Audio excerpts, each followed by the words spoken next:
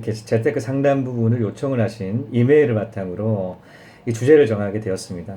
그분 같은 경우가 이제는 뒤늦게 이 투자 부분에 대해서 관심을 가지게 되고 이 갭 투자가 지금 같은 경우, 지금 이 시점에도 가능한지 부분에 대해서 굉장히 이제 불가능하지 않을까라는 그런 메일을 보내주시게 됐는데요. 이 부분에 대한 해답을 드리도록 하겠습니다. 자, 해답 명쾌하게 먼저 드리고 갈게요. 가능합니다. 왜 가능한지 말씀드릴게요. 제가 살고 있는 지역 같은 경우는 2010년, 11년에서 14년 동안 그 변하지 않았던 그 가격이 2배로 올랐습니다. 2년 동안요. 그 2년 동안 올랐을 그 당시에 굉장히 억울했어요. 왜냐면 제가 2010년 12월 달에 입사를 했기 때문입니다. 입사를 하게 되면 이제 돈이 생기잖아요. 돈이 생기는 것만큼 이제 투자를 고려를 하게 되는데, 투자를 해야 될 때쯤 집 주변부터 살피지 않겠습니까? 집이 2배나 올라가 있는 거였어요. 그러면서 1년 전만 내가 일찍 그 취업을 했다라면 한 채 정도는 살 수 있었지 않았을까라는 후회가 밀려들었습니다. 그만큼 투자 시점을 놓쳤고 앞으로는 그 투자 기회가 생기지 않을 것 같다라는 생각 때문이었죠. 하지만 투자 공부를 하면 할수록 이것은 사실이 아니라는 사실을 알았습니다. 부동산은 돌고 돈다라는 얘기를 들어보셨지 않겠습니까? 시행령과 이 역대 정책, 역대 정권들에 대한 부동산 그 추이 플러스 시행령과 법 개정 부분들에 대해서 조사하면 할수록, 분석하면 할수록 이 돌고 돈다는 사실을 알게 됐어요. 일단 주식으로 예를 들겠습니다. 주식 코스톨라니를 아시나요? 역발상 투자의 최고봉 중에 한 분이시죠. 이제는 굉장히 역발상 투자의 기재신데요. 이분의 책들을 거의 대부분 저는 다 읽었습니다. 돈 뜨겁게 사랑하고 차갑게 다뤄라 부터 시작을 해서 뭐 여러 가지 책들이 많습니다. 근데 이분이 이제는 경기와 주가에 대한 그런 관계 부분에 대해서 하나의 요걸로 그 소개를 했어요. 그것은 산책하는 주인과 개로 이렇게 표현을 하고 있습니다. 뭐냐면 산책을 나간다. 줄을 맨 강아지를 데리고 나간다라고 칩시다. 그러면 산책을 한다라고 했을 때 이제는 주인 같은 경우는 목적지가 있지 않겠습니까? A라는 지점과 B라는 목적지를 가지고 있습니다. A라는 지점을 걸어간다라고 보면 걔는 끊임없이 계속 왔다 갔다 할 겁니다. 이제 나무가 있으면 나무 냄새 맡아야 되죠. 지나가는 강아지 있으면 인사해야 되죠. 꼬리 흔들어야 되죠. 혹시나 뭐 남자, 이제는 뭐 그런 자기한테 위협이 느껴지는 그런 부분들에 대해서는 짖어야 되죠. 굉장히 왔다 갔다 합니다. 자, 이 산책하는 주인 같은 경우는 뭐라고 표현을 하냐면 경기라고 표현을 하고요. 이 산책하는 개 같은 경우는 이제는 주가라고 표현을 하고 있습니다. 정말 이해가 쉽지 않겠습니까? 우리나라 경기는 우상향적으로 올라갈 때도 있고 내려갈 때도 있겠지만 우상향적으로 미세하게나마 상승을 해가죠. 하지만 주가는 그렇나요? 같이 동반적으로 계속 미세하게 그리고 올라가나요? 그렇지 않지 않겠습니까? 하루만 해도 급등하는 그 구간이 있고 하루만 해도 급락해서 바로 다시 급등을 하는 하루만에 그런 롤러코스터를 타는 주식들이 굉장히 많죠. 이걸로 산책하는 강아지로 표현을 하더라고요. 부동산도 마찬가지인 게 항상 끊임없이 우상향을 할 수가 없습니다. 우상향했다가도 이제 떨어지다가도 다시 올라가는 그런 사이클을 그리게 되는데요. 그런 사이클이 이제 유동적으로 이제는 이어지는 게 정부의 역할이죠. 올라갈 때가 있으면 브레이크 걸고 이제 지금처럼 규제책이라든가 이런 세법을 조정을 해가면서 이제는 압박을 해가고요. 비이성적으로 올라가는 그거를 막보자 하고 이제는 또 떨어졌을 때는 또 수많은 시행령을 신설을 해서 발표를 하고 신설을 하고 제한을 풀어가지고 그 부동산을 올리기를 위해서 굉장히 노력하고 있습니다. 하지만 이 사이클 중에 내려갈 때 사기 쉬운가요? 사기 쉬우실 것 같습니까? 언제나 역발상 투자는 쉽지 않은 것 같습니다. 지금 저도 하고 있지만 쉽지 않은 게 사실입니다. 사람들이 저희 보러 미쳤다 그랬습니다. 그러니까 미쳤다는 거 한 분은 이런 말씀하셨습니다. 망하려고 백을 쓴다. 근데 저는 지금이라도 시점을 다시 한번 잡으라 그러면요 2002년도를 다시 잡겠어요. 안 그러면은 그거보다 더 안 좋은 해를 갖다가 집어서 시작을 하겠습니다. 왜냐면 이 투자는 안 좋을 때 해야 되는 것 같습니다. 안 좋을 때. 왜? 더 이상은 나빠질 게 없었어요. 자, 이 부분에 대한 아까 말씀드린 코스톨라니에 대해 돈 뜨겁게 사랑하고 차갑게 다뤄라의 부분에 대해서 발제를 한 내용을 읽어드리도록 할게요. 자, 200페이지인데요. 오늘날도 그렇듯이 대중에게 약속이야 무엇이든 할 수 있으니까 상승하는 주식을 파는 것은 어렵지 않다. 하지만 주가가 떨어졌을 때 혹은 최저가로 하락했을 때 주식에 관심을 갖도록 유인하는 것은 어렵다. 대중의 변덕은 주가의 변덕을 따라가기 때문이다.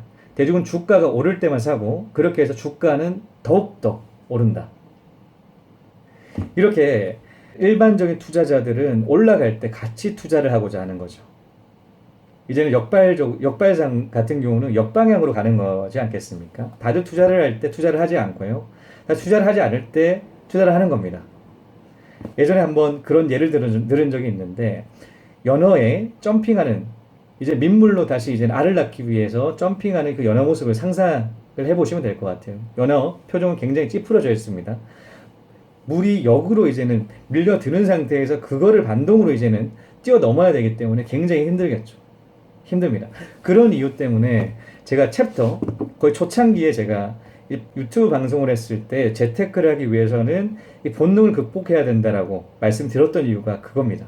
우리는 이성적인 판단을 할 거라고 생각을 하지만 실제로 보면 이성적인 판단보다도 본능에 좌지우지될 때 본능에게 판단을 맡길 때가 굉장히 많습니다. 그것은 우리 뇌에 그 근거가 남아있기 때문에 파충류의 뇌가 본능을 담당을 하는데 우리 뇌도 파충류의 뇌가 기저에 자리 잡기 있기 때문에 그 디테일하게 들어가지는 않겠습니다. 그 챕터에서 굉장히 디테일하게 말씀드렸기 때문에 본능에 의해 투자를 하는 경향이 있는데 본능이란 특히 무리 짓는 본능이 굉장히 강해요. 원시시대 때부터 이제 내려왔던 그 무리 짓는 본능이 아직까지 있습니다. 그러니까 투자를 많이 하는 그런 흐름일 때 같이 투자를 하고요. 투자를 하지 않는 그런 흐름일 때는 투자하지 못하는 게 현실입니다. 그래서 옛말에도 가만히 있으면 반이라도 간다라는 행동을 하는 것에 부정적인 그런 인식을 담고 있죠. 자, 부동산으로 다시 돌아가겠습니다. 자, 부동산 사이클 하락기에 우리는 어떤 생각을 할까요? 부동산으로 돈 버는 시기 끝났다. 부동산 불패시나 드디어 끝났다. 이제는 부동산 투자를 한다고 하더라도 큰이익 얻기 힘들다. 이런 시각들이 저변에 깔리지 않겠습니까? 서울 집값 내려가던 그 당시에 하나의 2012년이었는데요. 그때 하나의 책을 한번 발췌를 했습니다. 한번 그 시기 때에 어떤 인식이 저변에 깔려 있는지 어렴풋이 짐작을 할 수 있는 책 내용일 것 같아가지고 말씀드리는데요. 책 제목은 말씀드리진 않겠습니다. 2012년 12월 20일 날 출판을 했던 책인데요. 부동산으로 대박이 나는 시대는 끝났다. 때문에 부동산을 대하는 마음가짐도 달라질 필요가 있다. 앞으로 부동산 재테크는 임대 수익 창출과 내 집 마련으로 인식을 전환하자. 48페이지. 과거 같은 부동산 가격 급등은 더 이상 기대하기 힘들다. 자, 이 책에서 그렇게 얘기를 하고 있습니다. 그 정도로 그 저변의 인식이 2012년 그 당시가 굉장히 부동산 투자하는 데 있어서 부정적이었다라는 것을 어렴풋이 유추를 할 수 있지 않겠습니까? 그렇게 저변에 깔려있는 그 인식들 때문에 부동산 투자는 더욱더 하기 힘들어집니다. 이 책들도 그렇게 출판이 되고요. 기사도 그 관련된 기사가 수없이 이제는 오픈이 되기 때문이죠. 기사, 책, 인터넷 할 거 없이 부정적인 인식이 저변에 깔렸을 때 그때 이제 투자를 좀 싸다라는 느낌 때문에 아파트가 싸다라는 느낌 때문에 투자를 할까라고 생각을 했지만 이런 저변적 인식, 가족들에 대한 인식, 가족들이 그 부동산을 보는 그 인식 때문에 투자를 하지 못해서 나중에 다시 올라갔던 그 부동산을 보면서 후회를 하셨던 때가 있으시지 않겠습니까? 그렇죠. 이제 부동산 이 하락 시기에는 투자하기가 어렵습니다. 우리가 재작년에 여기 공항 오픈했을 때 진짜 썰렁했어요. 그리고 면세리 업무라 들어간다 그러니까 다들 미친 짓이라고. 장영식이 또 미친 짓 하네. 그랬어요. 언제나 떨어질 때가 있으면 올라갈 때가 있습니다. 그리고 정부는 떨어져 있는 그 집값을 그냥 바라만 보고 있지를 않습니다. 이런 여러 가지 시행령, 여러 가지 특단의 조치로 여러 가지 규제책을 철폐를 해서라도 집값을 올리기 위해서 굉장히 노력합니다. 이 집값이 올라가야지 경기까지 부양을 할 수 있는 이 같은 동반 성장을 할 수가 있기 때문에 이 카드를 포기를 할 수가 없어요. 앞서도 말씀드렸듯이 2008년 이명박 정권 그 당시에 서브프라임 터지고 난 다음에 집값 계속적으로 이제 하락하는 그 추세다 보니까 그거를 향상시키기 위해서 어떤 정책을 폈냐면 조특법이라고 조세특례 제한법이라는 시행령을 신설을 합니다. 이것은 이명박 정권 때 이례적으로 굉장히 7회나 이 조특법을 신설을 했었어요.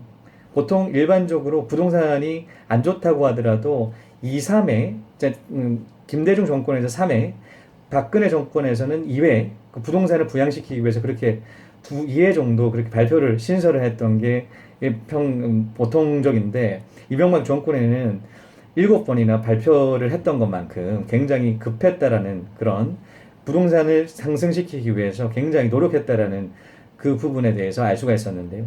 자, 이명박 정권에서 조세특례법 1회부터 7회, 7항까지 이렇게 1년 주기로 계속 이렇게 발표를 했었는데요. 이제 핵심적인 사항에 대해서 설명을 드린다라고 하면 사실 4항부터 이제 6항 그리고 7항으로 나눌 수가 있습니다. 4항부터 7항까지는 이제는 그 발표됐던 그 시점을 기준으로 평균적으로 한 1년 동안 그때 부동산을 샀을 때 미분양 부동산을 샀을 때 이제는 그 양도소득세를 50%부터 100%까지 감면해 줬습니다.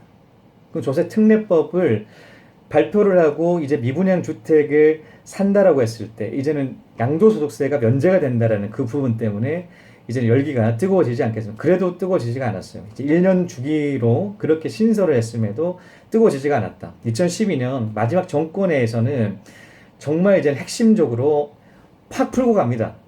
9월 28일 날 이렇게 발표를 했는데요. 조세특례법 98조 7이었습니다.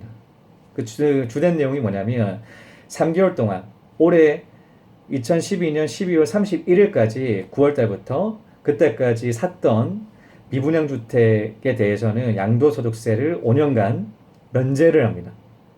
이때까지 3에서부터 7까지 같은 경우는 그 미분양 주택 5년치에 대한 사고 난 다음에 5년까지 그 양도소득세를 50%부터 100% 퍼센테이지에 따라서 그렇게 조율을 했다라면 이제 2012년 같은 경우는 면제를 시켜버립니다. 아예 3개월 동안 그 주택을 샀던 그 주택에 한해서요. 5년 지나게 됐을 때는 만약에 팔지 않는다라는 가정하에 5년까지 그 양도차액 부분에 대해서는 이제 비과세, 그 이상적인 그 양도소득 부분에 대해서 과세를 한다. 이런 정책을 폈었어요. 그만큼 정부에서는 부동산 하락 부분에 대해서 가만히 보고 있지를 않는다라는 거. 상승을 시키기 위해서 계속적으로 끊임없이 노력한다라는 거. 그런데 이 조특법을 계속적으로 발표를 하고 집을 계속적으로 사라라는 그 메시지를 던진다라고 하더라도 잘 먹히지가 않았죠. 그렇지만 박근혜 정권 2014년 7월 달에 LTV DTI 70%, 60%에서 70% 바꾸고요.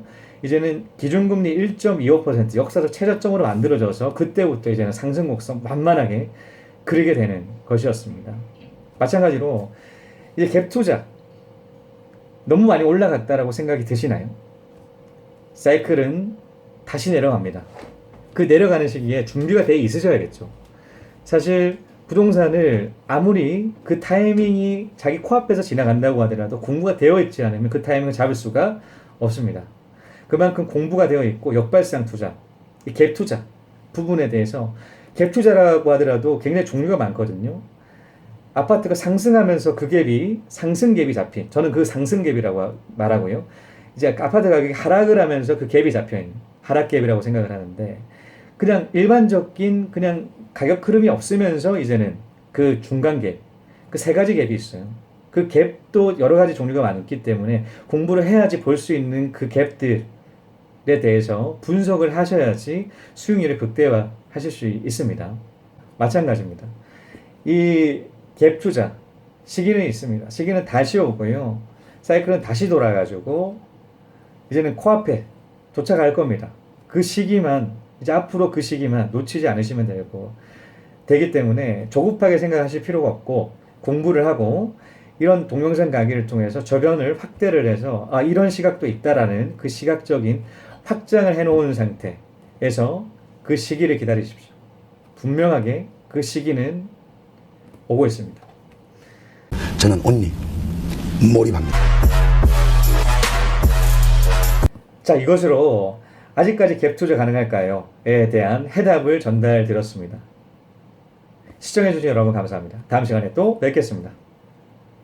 사실은 여자가 건설업을 한다니까 야유도 많이 받았어요. 저 여자가 뭘 할 줄 아냐. 사실 저 건설을 몰랐습니다. 그냥 전혀 관심도 없었고요. 근데 막상 저한테 다치니까 참 너무 많이 힘들고 생각보다 너무 힘들더라고요. 저도 눈물 많이 흘렸습니다. 이루 말할 수가 없어요. 그 흘린 눈물은.